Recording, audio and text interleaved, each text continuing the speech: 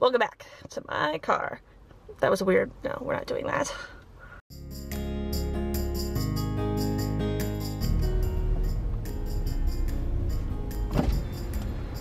Have a good day.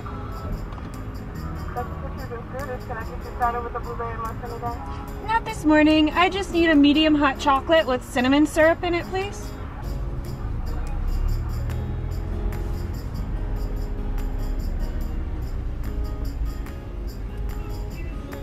Good morning.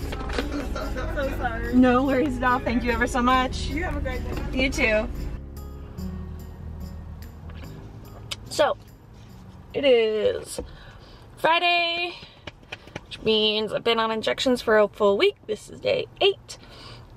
I am super hoping that today I get news on when my retrieval is going to be, because the husband needs to take off work to come contribute and also watch after me when I come off of anesthesia or whatever they give me. So he needs to drive me. Fingers crossed. Fingers crossed that we get an end date to all of this. I'm running out of real estate on my stomach. It is very pincushion-esque right now, and it's starting to get red and blotchy. I have been very lucky though. Very minimal bruising, but I am obviously, inject yourself enough times, you're gonna start getting the needle marks, and there's bits and pieces of skin that are irritated now. I don't think my skin's really loving this whole Cetrotide drug. But anyway, so hopefully today we get good news. Hopefully follicles continue to grow and they're close to done. So maybe I can trigger this weekend and come in Monday for a retrieval. Wouldn't that be great? Wouldn't that be great? I don't know. They probably won't let me know till this afternoon, but I'll check in right after this appointment so you can know what the ultrasound tech said my follicle count was. Okay, bye. All right, so I'm back. Just got my ultrasound and my blood work done. Looking good. This was not my normal ultrasound tech, so she wasn't like telling me as I went along, but I could see the screen and I saw 117, but mostly they were like 13, 15s, and she's like, I know this isn't what you want to hear, but you're probably gonna need a few more days. And I'm like, yeah, I know, because just based on those numbers, I know. But she's like, it's gotta feel like you have a bunch of grapes that you're carrying around. I'm like, yes, yes it does. I can't get comfortable anyway. Like, I'm constantly doing this, like as if it's gonna help. It doesn't. It just hurts. Ugh. But it does. It just feels like I'm really full all the time. We'll see what they say on the portal. They might still give me a date, but I'm guessing I'm gonna be back here on Sunday. We'll see. I'll check back in when I get my portal message with my actual numbers. All right, bye. Hello, it is much later in the day and I have my ultrasound report as well as my instructions for the next few days. So let's start with my follicle count and size. So on each ovary I have 10 little dormant follicles, but on the left ovary I have a 13, a 15.7, an 11, 11, 8, 9, 11, 14, 11, and a 9. So that gives us 10 on that side. Did I count right or did I fail? Yeah, so 10 on the left side, and then I have a 14, a 10, a 13, a 12, a 13, an 11, a 16.3, a 13, an 11, and another 13 on the right side. So that's another 10. So like 20 follicles that they measured today. I'm not gonna count, we'll go with 19. That 7.8 is not gonna do anything. So 19 potential follicles. I stop Gonal-F, but I keep doing Menopur and keep doing Cetrotide. And then in 2 days, I trigger. So today's Friday. So on Sunday night, I trigger, and Tuesday is my retrieval. And I cannot be more excited because I want all of these follicles out of me. I want them out of me. Here, hold on. I'm gonna show you something. Hold on. Look at this. Look at this. I got like a little mini baby pooch going on. Like, what is that?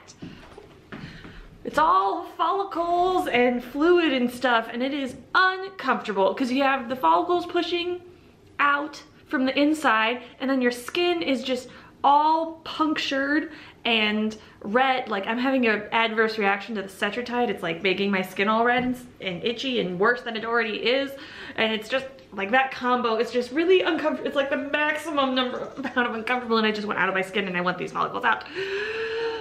That being said, that is basically the worst thing about this.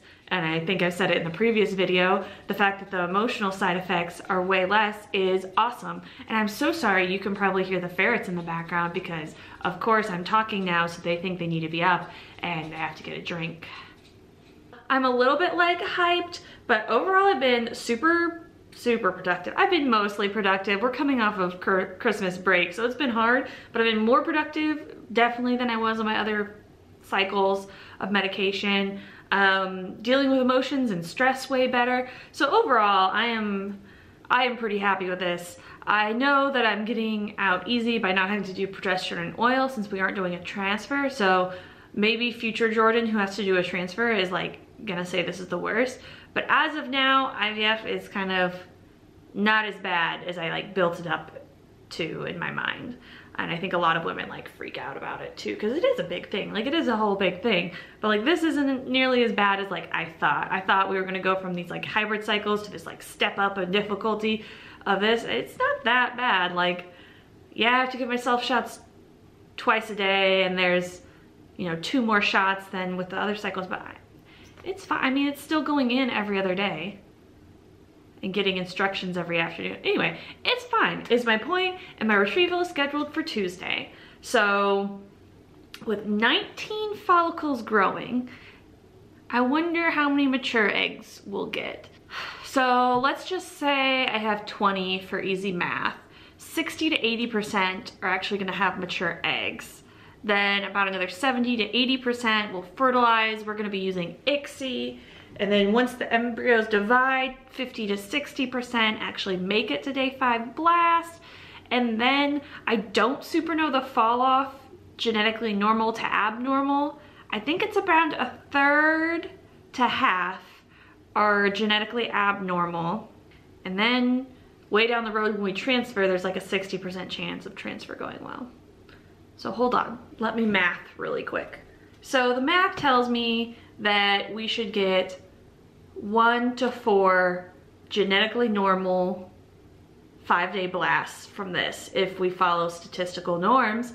Granted, I don't know why I even bothered with the statistics since we are statistically abnormal just to be in this spot.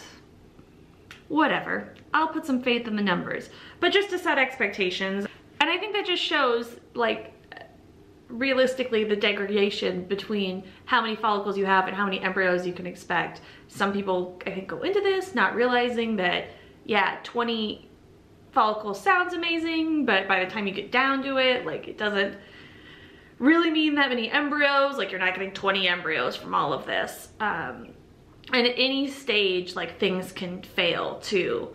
And it's such a small sample size that even within like your own batch, like it can be so statistically off, which is why people do multiple cycles if one fails, because maybe you just got a bad batch. Anyway, I'm digressing. Point is, I would love 5 embryos. That is like my greedy desire is 5, but 2 or more. I will take 2 or more and be pretty happy. And until I get the phone call from the embryologist with the genetic tests, I'm just gonna assume pessimism and just be like, none will make this. This was a futile effort. Even though it is looking okay right now, we've been taking our vitamins. We'll see. Anyway, retrieval on Tuesday. Follow me on Instagram for up-to-date updates. Oh, English is working for me great right now. All right, wish me luck. Keep on fighting, ladies.